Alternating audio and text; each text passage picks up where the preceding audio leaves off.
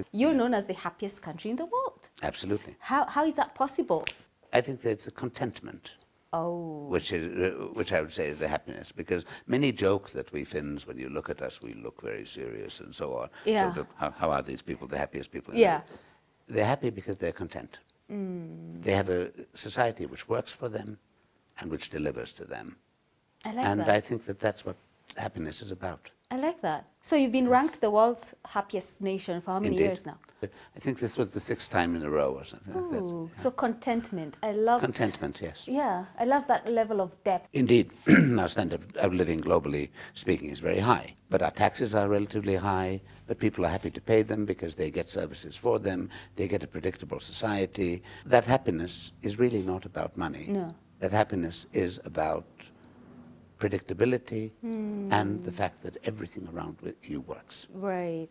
What is good about Finland? So for a Kenyan watching and they see you, and most of them wonder, is it education? Is it like tourist spots? Is it the people? What's good? What's attractive? Well, the about people are great. Okay. And they're reliable, they're very honest. That's one thing to put there. They're very punctual, by the way. Oh, okay. That's the one Finnish thing which you will notice. We are extremely punctual. Okay. And that's sort of both a national virtue, but I'd say it's a national vice as well, Okay. in a way that we become a bit sort of sometimes rigid on that.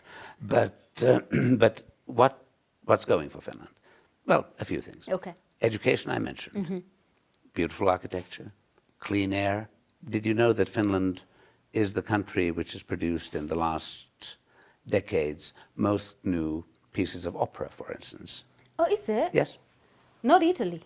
No, they did it a bit earlier than we did, and with high quality. I'm not denying that. Right. But we sort of have continued the tradition, and if you look at the classical music scene, if you go around Finland in summer, Yeah. you look at places like Savonlinna, where you have an opera festival. Yeah. You go to a chamber music festival in Kuhmo, then you go to a city in western Finland called Naantali, and you have a beautiful music festival there. You jump up to Pori for a jazz festival. I mean, this is all part of what I would say, really come and explore. Yeah. So for now, let's see. Diplomacy for you. Why? Why did you make that choice? My answer would be a bit, why not? Because, Okay. I mean, I come from a quite, I'd say, colorful family in that side, that I'm coming from a diplomatic family from my father's side.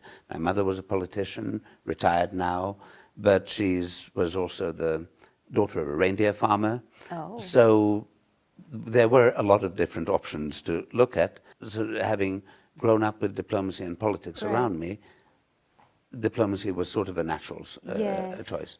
But I think even more than that, in that I don't think that I'm a crusader in any way, shape or form. But I have always wanted to have a job where which becomes a lifestyle, which becomes something which I live rather than go to the office in the morning and come back in the evening, but through which I can do good. I've looked at countries with conflict. I'm accredited to Somalia, for instance. Yeah. From here, I was working with preventive diplomacy in the beginning.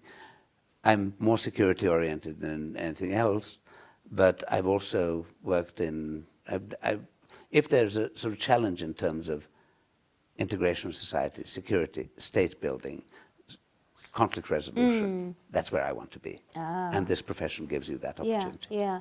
I remember when we first met, you kept saying to me that you enjoy what you do because it gives you the opportunity to serve people. So Yeah. service. So Yes. yes, you I enjoy. mean, I'm a civil servant. We who are civil servants Yeah. in my country, Yeah. we're programmed to think about our citizens as our bosses, and that we're actually there to provide service to them Yes.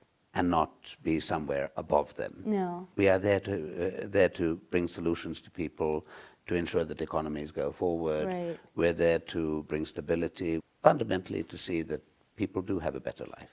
I like that.